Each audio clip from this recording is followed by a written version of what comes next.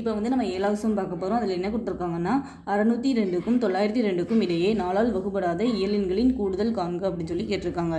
இப்போ வந்து 602க்கும் 902க்கும் இடையில் 4ஆல் வகுப்படாத இயலெண்கள் வந்து ஒரு கூட்டுத்தொடர் வரிசையில் வராது. அதனால் நம்ம இப்போ என்ன பண்ண போகிறோன்னா ஃபஸ்ட்டு வந்து 602க்கும் 902க்கும் இடையில இருக்கிற எல்லா இயலெண்களின் கூடுதலை கண்டுபிடிச்சி அதிலிருந்து 602க்கும் 902க்கும் இடையில இருக்கிற 4ஆல் வகுப்படுற இயலெண்களின் கூடுதலை வந்து நம்ம மைனஸ் பண்ணால் நமக்கு ஆன்சர் கிடச்சிடும். அதனால தான் நம்ம வந்து எப்படி எழுதியிருக்கோம்னா 602க்கும் 902க்கும் இடையில் உள்ள 4ஆல் வகுப்படாத இயலெண்களின் கூடுதல் ஈக்குவல் டு 602க்கும் 902க்கும் இடையே உள்ள இயலெண்களின் கூடுதல் மைனஸ் 602க்கும் 902க்கும் இடையே உள்ள 4ஆல் வகுப்படும் இயலெண்களின் கூடுதல் அப்படின்னு சொல்லி எழுதியிருக்கோம். ஃபஸ்ட்டு வந்து 602க்கும் 902க்கும் இடையே உள்ள இயலெண்களின் கூடுதல் கண்டுபிடிக்க போகிறோம். அப்போ வந்து 602க்கும் 902க்கும் இடையே உள்ள இயலெண்கள் என்னதெல்லாம் 603, 604 அந்த மாதிரி போயிட்டே இருக்கும்.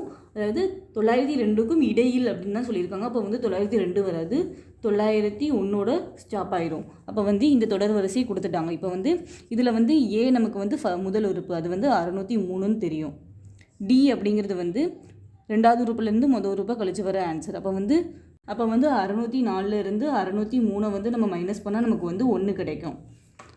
அதுக்கப்புறம் வந்து கடைசி உறுப்பு வந்து L = 901ன்னு நமக்கு தெரியும். இது 3 தெரிஞ்சிச்சுன்னா நம்ம வந்து உறுப்புகளின் எண்ணிக்கை என்ன கண்டுபிடிக்கிறதுக்கு என்ன ஃபார்முலா யூஸ் பண்ணுவோம்னா L - A/D + 1.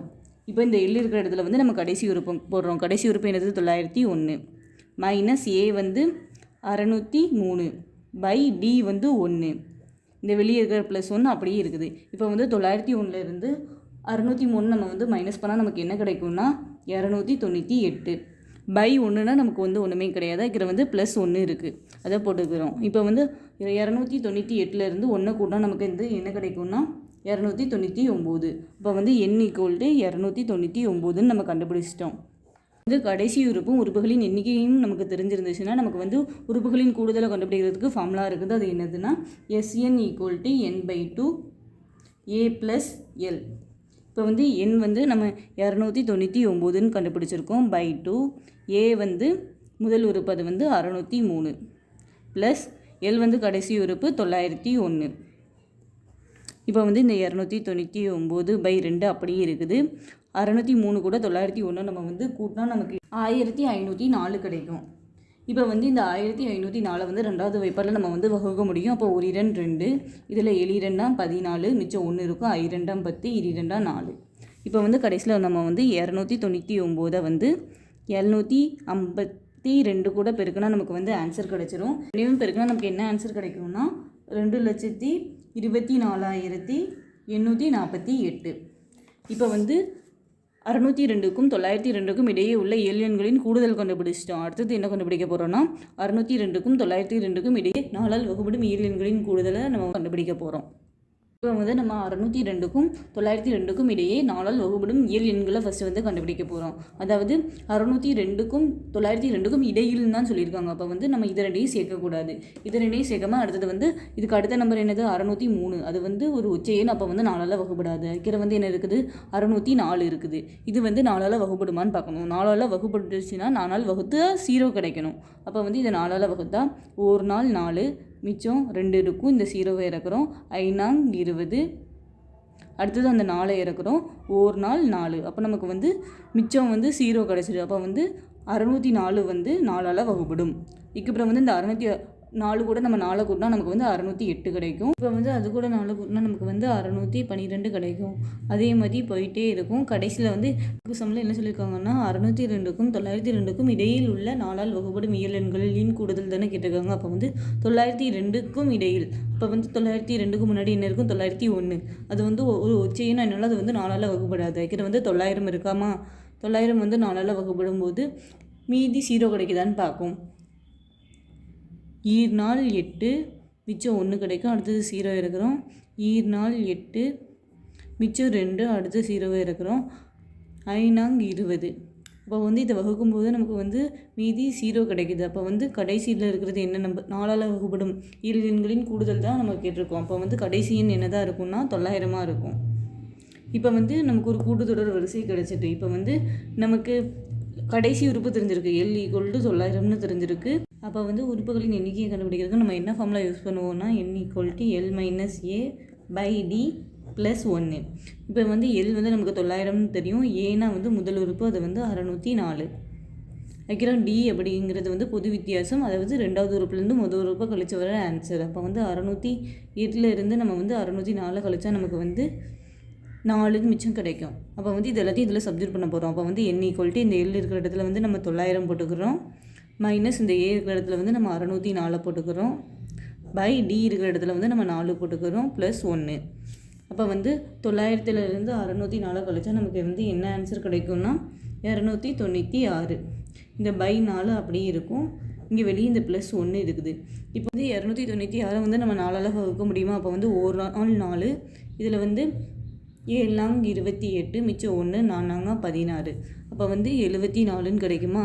ப்ளஸ் 1. அப்போ 74ஐயும் 1ஐயும் கூட்டினா நமக்கு வந்து 75 கிடைக்கும். இப்போ வந்து நமக்கு n உறுப்புகளின் எண்ணிக்கை தெரிஞ்சுட்டு, அப்போ வந்து உறுப்புகளின் கூடுதல் தானே நமக்கு தேவை. அதுக்கு ஃபார்முலா என்னது? Sn = n/2 2a + n - 1 × D. இப்போ வந்து n வந்து நமக்கு 75ன்னு தெரியும், அதனால் n இருக்கிற இடத்துல நம்ம வந்து 75 போட்டுக்கிறோம், பை 2. இந்த 2 அப்படி இருக்குது. நமக்கு A வந்து என்னன்னு தெரியும், 604ன்னு தெரியும், அதை நம்ம வந்து போட்டுக்கிறோம், ப்ளஸ் இந்த n இருக்கிற இடத்துல வந்து நம்ம 75 போட்டுக்கிறோம், மைனஸ் 1. நமக்கு D வந்து 4ன்னு தெரியும், அதனால் D இருக்கிற இடத்துல வந்து நம்ம 4 போட்டுக்கிறோம். அப்போ வந்து 75/2 அப்படி இருக்கும். இப்போ வந்து 604 வந்து நம்ம 2ஆல் பெருக்கினா நமக்கு என்ன கிடைக்கும்னா 1208 கிடைக்கும், ப்ளஸ் இந்த 75லேருந்து 1 கழிச்சா நமக்கு வந்து 74 கிடைக்கும், இன்ட்டு இந்த 4 இருக்குது. நம்ம அடுத்த ஸ்டெப்பில் நம்ம என்ன பண்ண போகிறோம்னா 75/2 அப்படியே இருக்குது, 1208 நம்ம அப்படியே போட்டுக்கிறோம், ப்ளஸ் 74ஐயும் 4ஐயும் பெருக்கணும் நமக்கு என்ன கிடைக்கும்னா 296. நம்ம வந்து அடுத்த ஸ்டெப்பில் நம்ம என்ன பண்ண போகிறோம்னா இந்த 75/2 அப்படி இருக்குது. இப்போ வந்து 1208ஐயும் நம்ம வந்து 296ஐயும் கூட்ட போகிறோம். அப்போ நமக்கு என்ன கிடைக்கும்னா 1504 கிடைக்கும். அப்போ வந்து இந்த 2ஐயும் 1504ஐயும் நம்மளால் வகுக்க முடியுமா? அப்போ வந்து 1 2 2, இதில் வந்து 7 2 14, மிச்சம் 1 இருக்கும், 5 2 10, அதுக்கிற 4 இருக்குது, 2 2 4. அப்போ வந்து 75 × 752 அப்படின்னு நமக்கு கிடச்சிருக்கு. இது ரெண்டையும் பெருக்கினா நமக்கு என்ன கிடைக்கும்னா நமக்கு வந்து 56400 கிடைக்கும். வந்து நம்ம 602க்கும் 902க்கும் இடையே உள்ள 4ஆல் வகுப்படும் இயல் எண்களின் கூடுதல் வந்து 56400ன்னு கண்டுபிடிச்சு. அதில் வந்து 602க்கும் 902க்கும் இடையே 4ஆல் வகுப்படாத இயல் எண்களின் கூடுதல் கேட்டிருக்காங்க. அதுக்கு நம்ம என்ன பண்ணோம்னா 602க்கும் 902க்கும் இடையே இருக்கிற இயல் எண்களின் கூடுதலிருந்து 4ஆல் வகுப்படும் இயல் எண்களின் கூடுதலை வந்து மைனஸ் பண்ணால் நமக்கு கிடச்சிரும். இதில் வந்து 602க்கும் 902க்கும் இடையே உள்ள இயல் எண்களின் கூடுதல் வந்து நம்ம 2,24,848ன்னு கண்டுபிடிச்சிட்டோம். அதுக்கப்புறம் வந்து 602க்கும் 902க்கும் இடையே உள்ள 4ஆல் வகுப்படும் இயல் எண்களின் கூடுதல் வந்து நம்ம 56,400ன்னு கண்டுபிடிச்சிட்டோம். இது ரெண்டுமே இப்போ நம்ம மைனஸ் பண்ண போகிறோம். அதாவது 602க்கும் 902க்கும் இடையில் 4ஆல் வகுப்படாத இயல் எண்களின் கூடுதல் வந்து இந்த 2,24,848, அதிலிருந்து இந்த 56,400 நம்ம வந்து மைனஸ் பண்ணிக்கிறோம். இது ரெண்டையும் மைனஸ் பண்ணால் நமக்கு என்ன கிடைக்கும்னா 1,68,448 கிடைக்கும். இப்போ வந்து நம்ம சம்மில் கேட்டதை கண்டுபிடிச்சிட்டோம். இதோட இந்த சம் அவ்வளோதான்.